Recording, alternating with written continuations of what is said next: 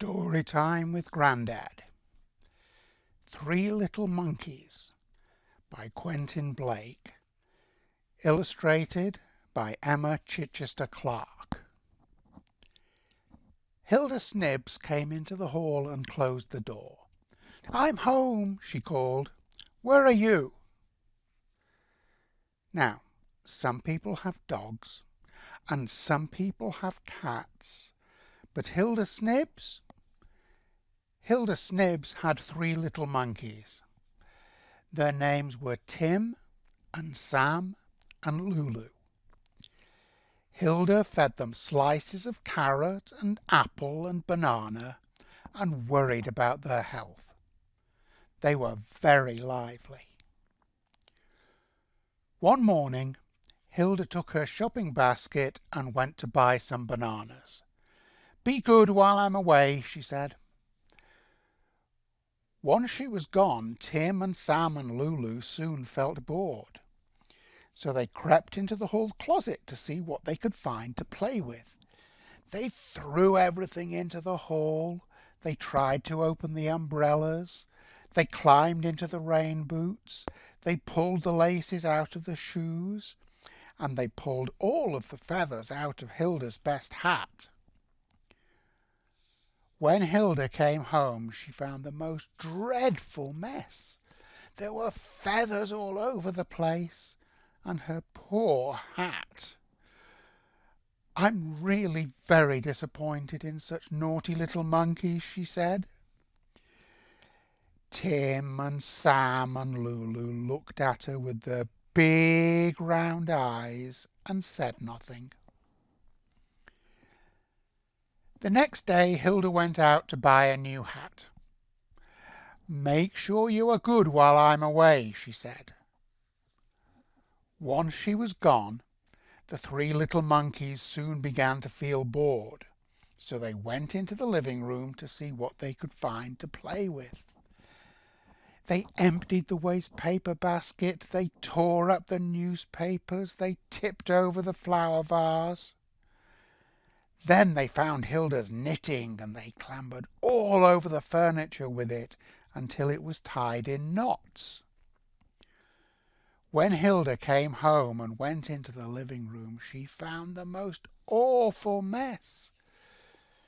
There were flowers all over the place and her poor knitting. She clutched it to her and wailed, "What have I done to deserve these mischievous little monkeys?" Tim and Sam and Lulu looked at her with their big round eyes and said nothing. The next day Hilda took her shopping basket and went out to buy some more wool. "And remember to be good while I'm away," she said. Once she was gone, the three little monkeys soon began to feel bored, so they went into the kitchen to see what they could find to play with. They pulled all the brushes out of the cupboard. They emptied the cleaning powder on the floor. They got into the garbage and threw out all the potato peelings, and they tipped a saucepan of soup all over the kitchen floor. When Hilda came home, she found the most awful mess.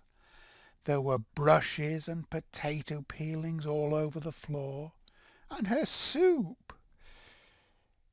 Hilda banged the saucepan on top of the stove and shouted, "Great grief! How long can I put up with these terrible little monkeys?" Tim and Sam and Lulu looked at her with their big round eyes and said nothing. The next morning Hilda took her basket and went out to buy a can of soup.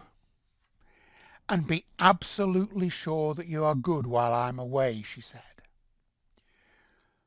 Once she was gone, the three little monkeys soon began to feel bored, so they crept up the stairs and into the bathroom to see what they could find to play with. They unrolled all the toilet paper.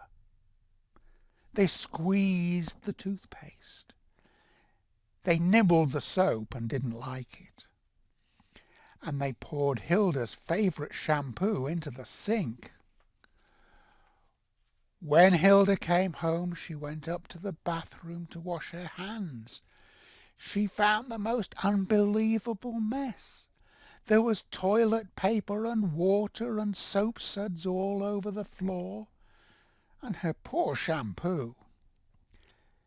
Hilda screeched. She tore her hair and rolled her eyes. "Oh!" she cried. "Oh, for some peaceful life without these wicked little monkeys." The next day, Hilda had to go and see her mother, who was in bed with a bad cold. "And don't forget, you must be very good while I'm away." It was late in the evening when Hilda came home. She looked around the hall. Everything was neat and tidy. But where were the 3 little monkeys? She looked in the living room. There was her knitting on the chair, and the newspaper was in a neat pile. But Tim and Sam and Lulu were nowhere to be seen. Where could they be? Hilda said to herself. She went into the kitchen. Everything was clean and shining and in its proper place. But there was no sign of the 3 little monkeys. "Oh dear," said Hilda, "this is very worrying. What could have happened to them?" She went upstairs to the bathroom.